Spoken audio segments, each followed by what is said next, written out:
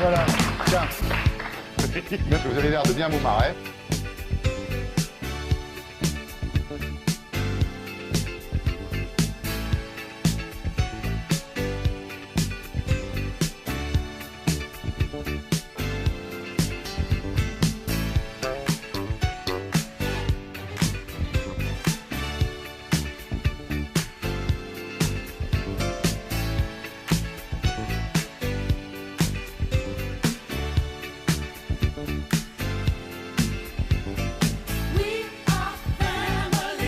Et la famille du tsar et la famille royale d'Angleterre, c'est la même famille. Il suffit de voir la ressemblance entre George V, roi du Royaume-Uni, et Nicolas II, tsar de Russie.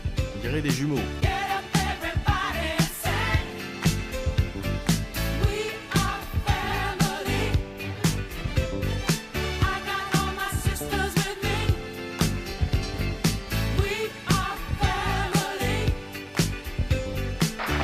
Voilà, tiens. Vous avez l'air de bien vous marrer. Ces images font déjà le tour du monde. La famille royale d'Angleterre, le bras droit levé, faisant le salut nazi. Une vidéo dévoilée ce vendredi soir par le site internet du Sun. 16 secondes glaçantes qui choquent l'opinion publique. Sur cet enregistrement, daté probablement de 1933 ou 1934, apparaît la future reine Elisabeth II, âgée alors de 7 ans, sa sœur, la princesse Margaret, sa mère Elisabeth Bowes-Lyon, alors duchesse d'York, et son oncle, le prince Édouard, un oncle qui fait polémique à l'époque puisqu'il est de notoriété publique qu'il côtoie Hitler. Cette une relance le débat sur les relations d'Édouard VIII, l'oncle de la reine, avec Adolf Hitler, ceux-ci ayant été photographiés ensemble lors d'une rencontre à Munich en octobre 1937, alors qu'Édouard VIII avait déjà abdiqué pour épouser Wallis Simpson.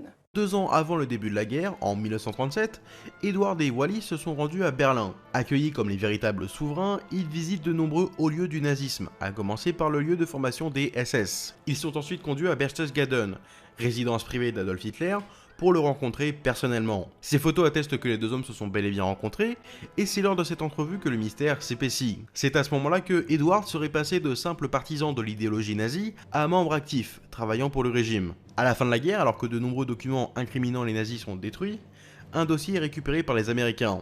Il contient des lettres et des télégrammes échangés entre Édouard et des hauts dignitaires du régime nazi. Et ce que l'on apprend dedans est assez saisissant. Lors de leur rencontre à Berchtesgaden, Édouard et Hitler auraient passé un accord secret. Dans le cas où l'Allemagne réussit à conquérir l'Europe, y compris l'Angleterre, Édouard retrouvera son trône.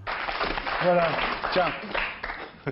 Vous avez l'air de bien vous marrer. Vous êtes à l'écoute de Radio J, merci de votre fidélité. L'heure de notre dossier d'actualité, de notre dossier d'histoire. La mort du prince Philippe Mountbatten, duc d'Édimbourg, époux de la reine Elisabeth II. Il est décédé à l'âge de 99 ans. Le patriarche de la famille royale britannique, le prince Philippe, a connu des années plutôt compliquées. Des beaux-frères nazis, une mère mystique, c'est vrai, on peut le dire. Théodora, Margarita, Cécilie et Sophie, ses 4 sœurs, se marient et épousent toutes des aristocrates allemands. 3 d'entre elles ont eu des liens avec le parti nazi. Cécile Lick notamment, qui rejoint le parti nazi avec son mari en 1937. Sophie en 1935 avait rencontré Adolf Hitler en grande pompe. Elle avait même décrit comme un homme charmant et visiblement modeste. Et un article du Daily Mail montre aussi une photo de la princesse attablée face au dictateur lors d'un mariage. Son fanatisme du Troisième Reich est tel qu'elle nomma son fils Karl Adolf en hommage à l'homme qui a exterminé 6 millions de juifs.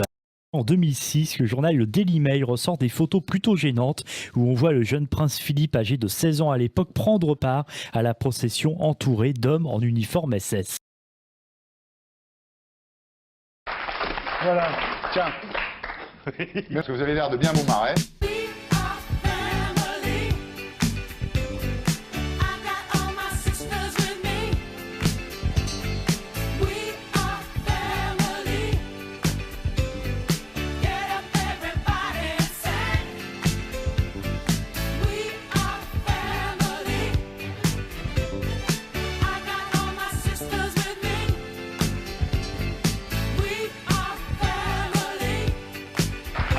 Voilà, tiens.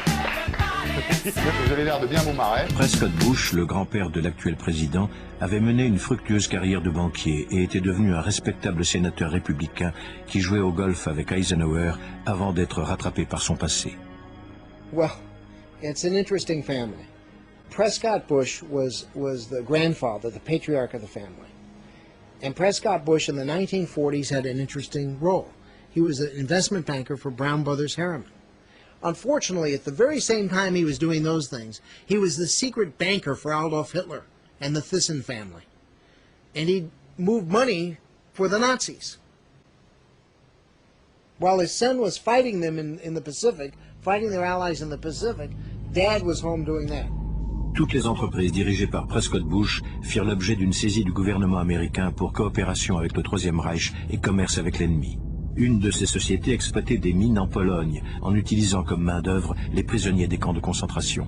About a week ago, the records showing Prescott Bush's connections to the Hitler government were released in the National Archives. Do you know there wasn't one story about that on any television network? Voilà, tiens. Vous avez l'air de bien vous marrer. Oui, Jamy, c'est pas une blague. Le prince Charles a du sang de Dracula. Il l'a révélé en 2011 dans un documentaire. Selon Charles, les généalogistes de la famille royale ont établi que par sa grand-mère, la reine Marie, épouse du roi George V, il descendait du prince Vlad III, dit Dracula, ce qui signifie fils du dragon en roumain.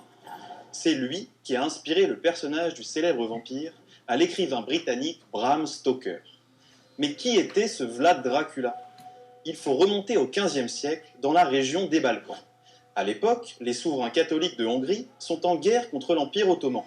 Les deux camps se disputent des provinces qui correspondent à l'actuelle Roumanie, parmi elles la Valaquie. En 1456, Vlad III Dracula succède à son père sur le trône de Valaquie et prend le nom de Vlad l'Empaleur. Pourquoi ce joli pseudonyme, Jamy ?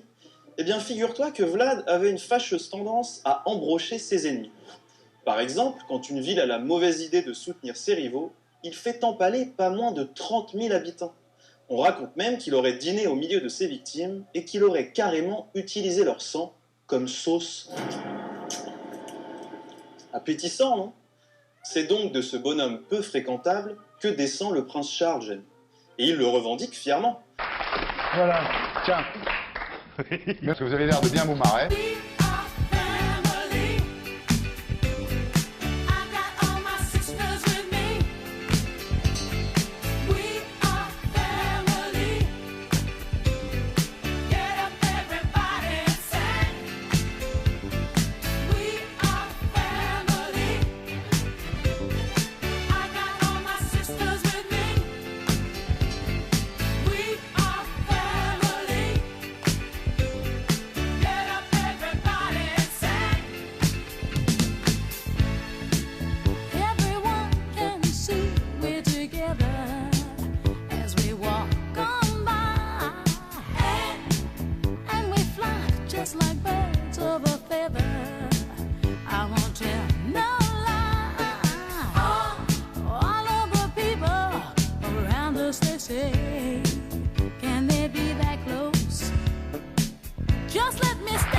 Voilà, tiens.